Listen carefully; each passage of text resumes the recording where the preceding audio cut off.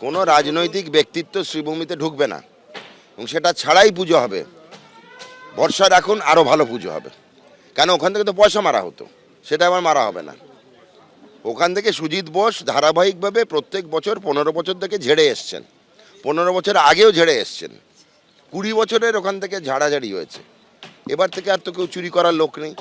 যারা শ্রীভূমি ক্লাবের মেম্বার, ছোটোবেলা থেকে শ্রীভূমি ক্লাব করে এসছেন, পার্টি নির্বিশেষে তারা পুজো দেখভাল করবেন। বিধায়কের কোনো সহযোগিতা বিধায়ক করবে।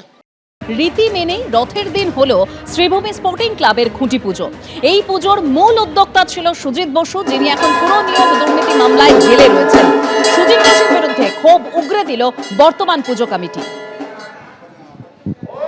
আমরা পাড়ার প্রতিবেশীদের নিয়ে এটা পাড়ার পুজো এবং পল্লীবাসীর পুজো, পল্লীবাসীর মঙ্গলের জন্য পুজো।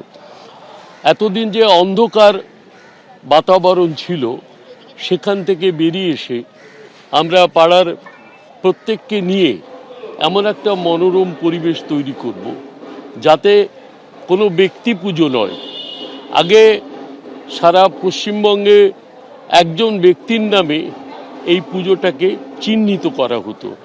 আজকে আমরা বলি যে এ পাড়ার প্রতিটি মানুষের, প্রতিটি ঘরের অনুষ্ঠান। এখানে কোনো বিশেষ ব্যক্তির মঙ্গল কামনা করা হয়নি। আজকে সবাই মিলেই আমরা পুজোটা করছি, হাতে হাত মিলিয়ে। এই যে খুঁটিটা পুতলো, কত মহিলা আমরা জায়গা দিতে পারিনি, সবাইকে বলেছি সবাই যাস না, ভিড়ভাট্টা হয়ে যাবে। কেউ কেউ মিলে কাজটা করে আয়। তো এর থেকে বড় মানুষকে নিয়ে পুজো আর কি হতে পারে? এতদিন তো সেটা ছিল না।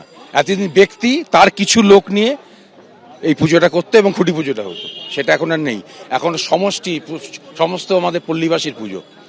কোনো রাজনৈতিক ব্যক্তিত্ব শ্রীভূমিতে ঢুকবে না এবং সেটা ছাড়াই পুজো হবে। ভরসা রাখুন আরও ভালো পুজো হবে। কেন ওখান থেকে তো পয়সা মারা হতো, সেটা আবার মারা হবে না।